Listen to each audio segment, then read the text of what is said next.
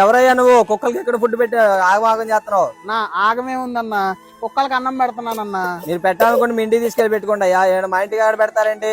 నా మీ ఇంట్లో తెచ్చేం పెట్టట్లేదుగా, రోడ్డు మీదే కదా పెడుతుంది. రోడ్డు కూడా మా ఇంటి ఎదురే ఉందయ్యా. అన్నా అయినా ఇప్పుడు ఇవన్నీ తినేస్తాయి అన్న, క్లీన్ అయిపోద్దులే. మీకే మీరు పెట్టి వెళ్ళిపోతారు, రేపు ఎక్కడే అలవాటు అయిపోతుంది. మళ్ళీ అడిగి రేపు ఎవరు ఫుడ్ పెడతారు? వాటికి ఒక పూట మిగిలిపోయిన ఫుడ్ పెడితే ఏమైందన్నా? మేము పెడతామో పెట్టమో అది మా ఇష్టమయ్యా. నువ్వు మాత్రం ఇక్కడ పెట్టొద్దు, వెళ్ళిపో. సార్ ఇక్కడ ఉన్న చెత్త అంతా మీ ఏరియాలో వాళ్ళు వేసిందే కదా, మరి అదంతా మీకు చెత్త కాదా? అది కనిపించదా? అదంతా ఎవరు క్లీన్ చేస్తారు? ఎప్పుడైనా మీ ఏరియాలో వాళ్ళకి చెప్పారా ఇక్కడ చెత్త వేయొద్దు రాట్ అవుతుందని? కుక్కలకు అన్నం పెడితే మాత్రం రోడ్డు గలీజ్ అవుతుందని మాట్లాడుతున్నారు ఏంటి సార్? మొన్నగా సుప్రీంకోర్టు తీర్పిచ్చింది స్ట్రీట్ డాగ్స్ కి ఫీడ్ చేయకూడదని చెప్పి. ఆ మాత్రం కూడా తెలియదా నీకు?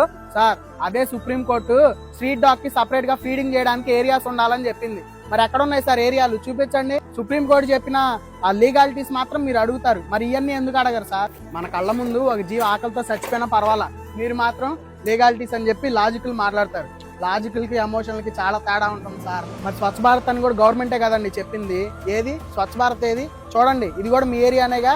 ఇక్కడ ఎంత చెత్త ఉందో చూడండి. ఇక్కడ మనకి చెత్త ఎక్కడ వేయాలో తెలీదు, చెత్త వాళ్ళు ఎప్పుడు వస్తారో తెలీదు. మనం వేసిన చెత్త మొత్తం ఇక్కడే ఉండిపోవడం వల్ల మనకి ఎన్ని రోగాలు వస్తున్నాయి. దీన్ని ఎంతమంది క్వశ్చన్ చేస్తున్నారు గవర్నమెంట్ కి? 4 కుక్కలకు అన్నం పెడితే మాత్రం ఎగేసుకుంటూ వస్తారు అరవడానికి. భూమి మీద మనిషి వల్ల అంతరించిపోయిన జీవరాశులు చాలా ఉన్నాయండి. ఇప్పుడు అన్ని అయిపోయినాయి, ఇంకా కుక్కల మీద పడ్డారు.